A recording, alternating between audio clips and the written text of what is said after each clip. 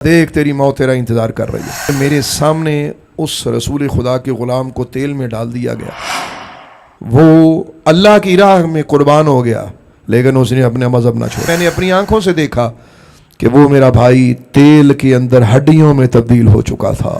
میں زمانے والوں کو آج یہ پیغام دینا چاہتا ہوں، کاش میری اتنی جانیں ہوتی جتنی میرے جسم پر بال ہیں، پھر تجھ کو مجھ پر مسلط کیا جاتا، مجھے جان دینے کا مزہ آتا، تجھے جان لینے کا پتہ چلتا۔ ایک جان کیا ہے، ایسی اتنی جانیں ہوں میں اللہ کے دین پہ قربان کرنے کے لیے تیار ہوں۔ لیلا مجنوں، ہیر رانجھا، سسی پنو کے قصے سنا کر اپنے آپ کو برباد کر کے انارکلی میں ساری زندگی گزارنے والوں، آؤ طیبہ نگر کے عاشق کا واقعہ سنو۔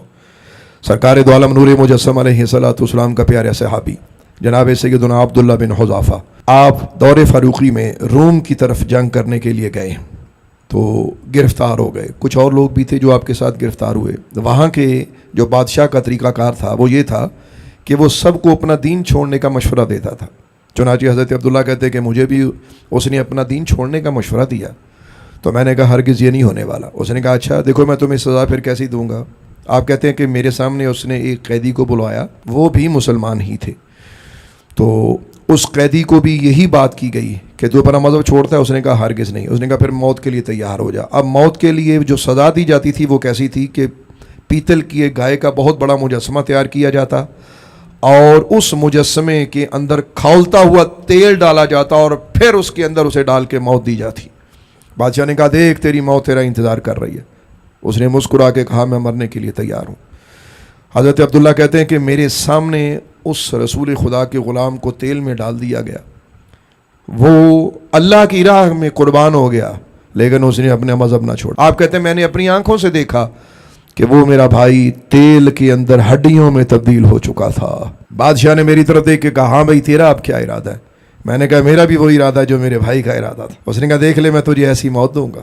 حضرت عبداللہ فرماتے ہیں میں نے کہا میں تیار ہوں۔ جیسے ہی جناب عبداللہ کو وہاں جلادوں نے پکڑ کر اس گائے تھی پیتل کی، جو گائے بنائی ہوئی تھی مجسمے کی صورت میں، تو اس کی طرف جب لے کے جا رہے تھے تو حضرت عبداللہ فرماتے ہیں کہ میں نے رونا شروع کر دیا۔ جب میں رویا تو وہ بڑے حیران ہوئے اور ہنسنے لگے، کہنے لگے دیکھو یہ رونے لگ گیا، یہ ڈر گیا، اے بادشاہ لگتا ہے یہ مان جائے گا۔ کہتے ہیں مجھے واپس بادشاہ نے بلایا۔ اس نے کہا ہاں بھی لگتا ہے تو ڈر گیا۔ اس نے کہا نہیں میں رویا اس لیے نہیں ہوں، میرے رونے کی وجہ کچھ اور ہے۔ بادشاہ نے کہا تیرے رونے کی کیا وجہ ہے؟ اس نے کہا رونے کی وجہ یہ ہے میں زمانے والوں کو آج یہ پیغام دینا چاہتا ہوں، کاش میری اتنی جانیں ہوتی جتنی میرے جسم پر بال ہیں، پھر تجھ کو مجھ پر مسلط کیا جاتا، مجھے جان دینے کا مزہ آتا، تجھے جان لینے کا پتہ چلتا۔ ایک جان کیا ہے، ایسی اتنی جانیں ہوں میں اللہ کے دین پہ قربان کرنے کے لیے تیار ہوں۔ میرے بھائیوں، میرے بچوں، سوچو اسلام کے لیے کتنی محبت لوگوں نے پیش کی ہے۔ تو کہتے ہیں کہ جب بادشاہ نے اس کی یہ بات سنی تو بادشاہ بڑا حیران پریشان ہوا۔ اس نے جلاد کو حکم دیا بھی رک جا، مجھے ذرا اس سے بات کرنے دو۔ ذرا اپنا دام بڑھاتے ہیں، ہر شخص کی کوئی قیمت ہوتی ہے معاشرے میں، تو کہنے لگا کہ میں اس کی کوئی اور قیمت بڑھاتا ہوں، ابھی واپس آئے گا یہ۔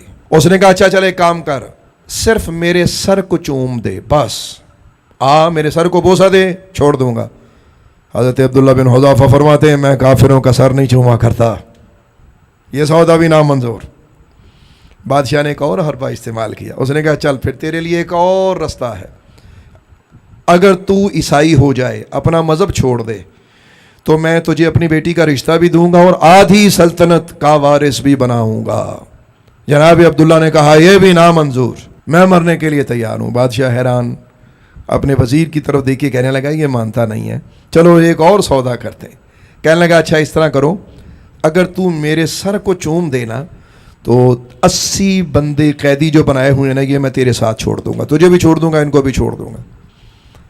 تو حضرت عبداللہ کہتے ہیں کہ جب مجھے یہ پتہ چلا کہ یہ کام کرنے سے میرے باقی بھائیوں کو چھوڑ دے گا تو مجھے یہ سودا اچھا لگا، اگرچہ میں اس کا سر نہیں چومنا چاہتا تھا، لیکن بادل نخواستہ میں آگے بڑھا، میں نے اس کا سر چوم لیا، اور یوں 80 بھائیوں کو ساتھ لے کر میں حضرت عمر فاروق رضی اللہ تعالیٰ عنہ کی بارگاہ میں حاضر ہوا۔ تو آپ کی خدمت میں نے جب سارا قصہ سنایا کہ یا امیر المومنین یوں ہوا ہے، تو حضرت عمر فاروق اپنی جگہ سے اٹھے اور آ کر مجھ سے بغل گیر ہوئے اور فرمانے لگے ذرا تھوڑا سا سر نیچے کر، میں نے سر نیچا کیا، حضرت عمر فاروق نے میرا سر چوما، فرمایا تو اس قابل ہے کہ عمر تیرا سر چومے۔ اللہ اکبر۔ پھر حضرت عبداللہ بن حذافہ فرماتے ہیں کہ بعض میرے بھائی مجھ سے مذاق کیا کرتے تھے، اوے تو نے کافر کا سر چوما، تو آپ یہ جواب دیا کرتے تھے کہ اگر میں نے اس کا سر چومے تو اپنے 80 بھائی بھی ساتھ چھڑا کے لایا ہوں۔ یہ ہے سچی داستان۔ انار کلی سے نکلو، طیبہ نگر کا راستہ اختیار کرو۔